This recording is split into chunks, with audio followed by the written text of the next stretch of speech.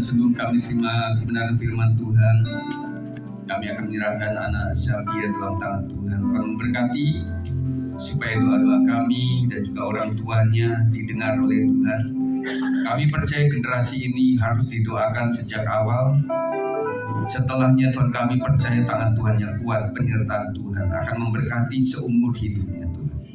Demi nama Yesus kami siap untuk melakukannya. Yang percaya katakan amin. Mari silakan Bapak dan juga Bapak Thomas dan Ibu Evi. Gak apa-apa duduk kan? Ya, para singer silakan duduk.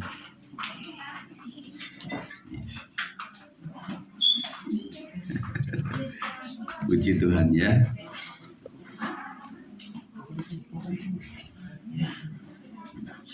Sini aja Kak. Ya. Sebelum saya mendoakan, tentunya saya akan memberikan ujangan firman Tuhan, ya. Meskipun Pak Thomas juga sedikit banyak tahu tentang firman Tuhan. Saya akan membaca dalam Mazmur 127 ayat 3 yang mengatakan sesungguhnya anak-anak lelaki adalah milik pusaka daripada Tuhan dan buah kandungan adalah suatu upah. Makna rohani dalam ayat ini adalah yang pertama, anak adalah milik pusaka dari Tuhan. Ayat ini menegaskan bahwa anak bukan sekedar hasil usaha manusia, tetapi warisan dan pemberian Tuhan. Orang tua hanya dipercaya mengelola, bukan memiliki secara mutlak. Ini menumbuhkan sikap kerendahan hati dan rasa syukur dalam membesarkan anak. Yang kedua, anak adalah upah, bukan beban. Firman menyebut anak sebagai upah artinya sesuatu yang bernilai, berharga, dan dikaruniakan dengan kasih. Dalam konteks rohani, ini mengubah cara pandang jemaat. Anak bukan soal repot atau tantangan saja, tetapi berkat ilahi. Amin. Kita tahu bahwa anak-anak memang ada beberapa sesi memang merepotkan dia. Yang mengaku itu dan yang melihat itu tentunya senyum-senyum. Ya. Dan ada beberapa orang, Pak, anak saya itu aktif atau hiperaktif begitu ya. Ternyata enggak itu juga. Karena dalam dunia pendidikan itu tidak boleh orang tua atau pendidik itu menyebut seorang anak itu nakal. Atau guru sekolah minggu bahkan ya, saya pesankan enggak boleh membilang anak itu nakal atau apa. Tetapi justru anak yang nakal itu artinya dia berpikir lebih cepat dibanding yang lain. Makanya terjadinya nggak betah sekali. Jadi anak-anak yang rata-rata itu masih sampai di sini, anak yang cerdas itu udah di sini. Ya, jadi waktu dia konsentrasi beberapa menit dia sudah nggak betah. Dia pengen yang lain-lain begitu ya. Kemudian alat ujinya ketika anak-anak yang aktif itu ditanya, ternyata tahu. Karena anak-anak yang sekarang, Gen Z sekarang itu multitasking. Betul ya? Kalau Bapak Ibu mungkin belum multitasking. Baru 2 konsentrasi saja. Ya. Makanya kalau orang sedang berbicara dan kemudian dia sedang ada anak yang dia sedang tangani, mungkin dia nggak konsentrasi dengan pembicaraan itu. Dia lagi melihat omnya bicara ya. Tetapi anak-anak kita nggak sekali. Waktu dia sedang, saya sering gambarkan waktu dia sedang makan sambil main handphone, tetapi sedang mendengarkan orang tuanya ngomong. Ternyata ketiga-tiganya dia konsentrasi bisa dengar itu. Ya. Jadi anak itu adalah bukan beban, tetapi berkat ilahi. Yang ketiga, Tuhan punya rencana atas setiap anak. Karena anak adalah pemberian Tuhan, amin. Maka setiap anak membawa maksud dan rencana Tuhan dalam hidupnya. Orang tua diajak mendedikasikan anak kepada Tuhan, agar sejak awal pertumbuhan mereka diarahkan pada panggilan Tuhan. Nah, makanya Gereja Bethel Indonesia, gereja karismatik itu tidak membaptiskan anak. Betul ya? Prinsipnya apa? Kalau anak belum tahu yang gelap maupun terang, ketika dibaptiskan maka ada sebuah kesalahan. Gereja Bethel Indonesia kepada anak kecil itu menyerahkannya kepada Tuhan. Dan sejak awal kita doakan pasti anak ini akan menjadi anak yang luar biasa. Nah, kalau pembaptisan itu adalah sudah dewasa, sudah mengerti kebaikan dan kejelekan. Makanya pembaptisan itu sampai bahkan orang tua pun masih bisa dibaptiskan. Kecuali baptis ulang nggak boleh. Pak Sigit, baptis ulang itu apa? Dia sudah dipercik, misalnya dipercik lagi, itu baptis ulang. Kemudian sudah dibaptis selam, kemudian dibaptis selam lagi. Itu baptis ulang. Tetapi ada beberapa hamba Tuhan yang agak kerepotan dalam artian ini oma-oma sudah dibaptiskan. Tetapi pada saat tur ke Israel, dia pengen dibaptis lagi. Gimana itu? Akhirnya yaudah oma, karena kan nggak bisa terulang. Ke Israel itu puluhan juta, ya. Jadi nggak bisa terulang. Nah, oleh sebab itu, ya udah oma, mari saya baptiskan untuk meneguhkan imanmu. Tetapi nggak keluar surat ya oma ya. Ya nggak apa-apa Pak Pendeta. Saya pengen supaya ada bahan materi, ada foto supaya disaksikan anak cucu pasangan hidup dan juga menantu saya. Ya udah, saya baptiskan dalam nama Yesus. Tetapi nggak keluar surat, saudara sekalian. Itu ya, mengerti Bapak Ibu sekalian. Yang keempat, parenting harus dilakukan dengan bergantung kepada Tuhan. Mazmur 127 adalah Mazmur hikmat. Konteksnya bicara bahwa segala usaha manusia sia-sia tanpa Tuhan, termasuk membesarkan anak. Artinya pengasuhan perlu doa. Setuju Bapak Ibu yang punya anak? Yang sudah anaknya gede-gede juga setuju bahwa sampai kepada anak-anak kita sudah punya anak pun kita disebutnya dudukan sebagai kakek nenek, kita tetap doakan menantu kita. Siapa yang masih mendoakan menantu cucu? Angkat tangan oma-oma. Masih ada? Siapa yang oma? Ya kita selalu doakan mereka lah supaya yang terbaik. Kemudian keluarga perlu firman. Amin. Jadi sebagai orang Kristen kita membutuhkan firman setiap hari. Pertumbuhan anak perlu penyertaan Tuhan. Yang kelima, ayat ini mengundang orang tua untuk menyerahkan dan menguduskan anak. Makna rohani lainnya adalah bahwa Tuhan ingin orang tua menempatkan anak dalam tangan Tuhan, baik melalui doa, teladan hidup maupun penyerahan diri. Ini sejalan dengan kebiasaan ibadah penyerahan anak di gereja.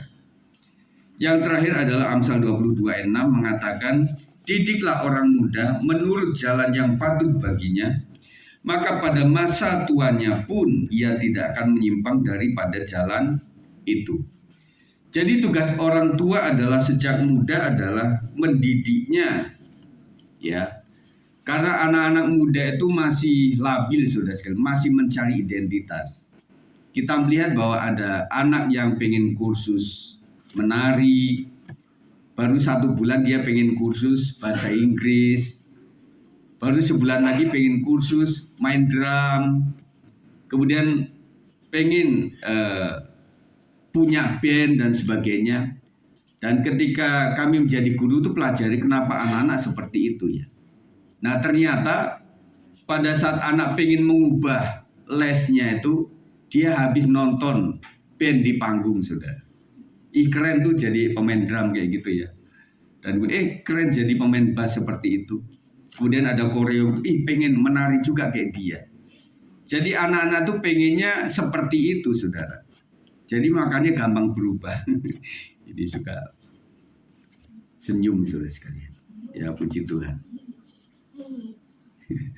Ya, jadi itulah anak-anak kita, saudara sekalian. Jadi yang betul adalah orang tua yang mengarahkan anak-anak kita. Betul ya? Jadi para orang tua minta kekuatan roh Tuhan, memberikan hikmat, kemampuan untuk berbicara kepada anak-anak kita. Yang benar adalah, nak, engkau harus menurut orang tuamu. Bukan kami yang menurut engkau, begitu loh. Jadi salah jadinya. Takutnya udah kita turutin, habis itu dia ganti lagi keputusan. Makanya nggak enak deh di sini. Jadi saya pengen yang lain lagi. Wah, sebagai orang tua tentunya nggak begitu, saudara sekalian. Jadi di dalam orang muda menurut jalan Tuhan, maka pada masa tuanya pun ia tidak akan menyimpang dari pada jalan itu. Saya ingat seorang pastor mengatakan, pokoknya serahkan anakmu yang masih kecil itu ke Katolik ya, karena versi Katolik. Dan saya kasih tahu bahwa saudara bahwa Pak Thomas ini sebenarnya nama baptis Katolik. Jadi asal mula Pak Thomas ini dari Katolik, saudara. Saya tahu beberapa jemaat juga berasal dari ada ONKP, BNKP, ada Gereja Karo, ada HKBP, ada GKI, ya. Nah makanya disinilah yang saya ingin tegaskan kepada kita sekalian bahwa GBI itu punya aturan bahwa gembala itu adalah ketua pengurus, beda sama GKI, beda sama HKBP atau yang lainnya. Kalau yang lain-lain itu saudara, tim majelis itu bisa menurunkan pendetanya, betul ya? Jadi ada beberapa pendeta yang jemaatnya nggak suka rapat majelis, bisa minta ke sinode untuk dikeluarkan atau nah kan terjadi ya pada gereja tertentu sampai mereka berantem karena kubu ini memilih sintua ini atau siapa, yang lain lagi kubunya lain. Jadi berantem, jadi nggak menjadi saksi, saudara. Tetapi kalau GBI memberikan wewenang kepada gembala memiliki hak untuk memilih dan juga memutuskan segala sesuatu. Tetapi saya memberikan kesempatan kepada teman-teman sekalian untuk belajar berorganisasi. Saya percaya gereja sejumlah kita itu dengan beberapa orang bisa dilakukan. Tetapi saya membutuhkan ketua-ketua komisi untuk menjadi pelajaran buat kita. Itu saja saya sampaikan Pak Thomas dengan Ibu Evi ya. Kiranya menjadi bekal ya buat Koko sama dedeknya supaya tumbuh dengan luar biasa.